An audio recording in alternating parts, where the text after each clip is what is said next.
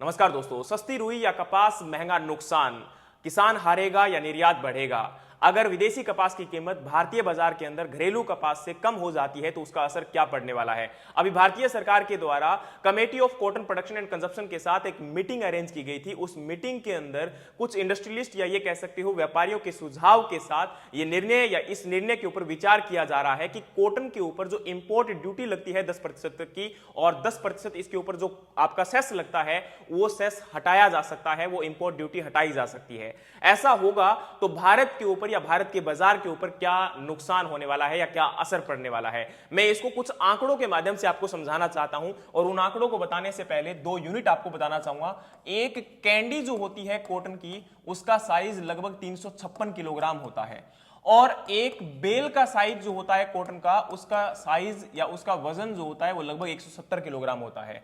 और cotton corporation of India के द्वारा भारतीय किसानों से इस बार 10 मिलियन बेल कॉटन जो है वो प्रिक्योर किया गया है, यानी कि खरीदा गया है।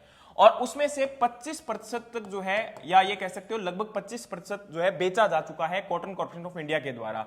और भारतीय किसानों के पास लगभग 6.5 मिलियन बेल अभी भी पड़ा हुआ है और वो इंतजार कर रहे हैं कि शायद कॉटन की कीमतों के अंदर उछाल आएगा। लेकिन अगर अब हम बात करें तो विदेशी कॉटन अगर भारत में आया तो एक कैंडी का प्राइस होगा लगभग 48 से लेके 50,000 के बीच में। और भारतीय कॉटन कॉर्पोरेशन ऑफ इंडिया के द्वारा एक कैंडी जो है वो बेची जाती है 50 से 56,000 के बीच में। तो यानी कि डिफरेंस आप लोग समझ सकते हो, इतना अंतर इसमें प्राइस में आने वाला है। और अगर ऐसा होता है तो लगभग 2000 करोड़ रुपए का नुकसान भारतीय बाजार को हो जाएगा। अब यहां पर भारतीय किसान बोल रहे हैं कि इससे, क्योंकि अभी तक कॉटन की बुआई स्टार्ट हुई है, तो किसानों की चिंताएं बढ़ जाएंगी। और इसके साथ साथ में यहां पर व्यापारियों के द्वारा बोला जा रहा है कि इससे निर्यात बढ़ेगा।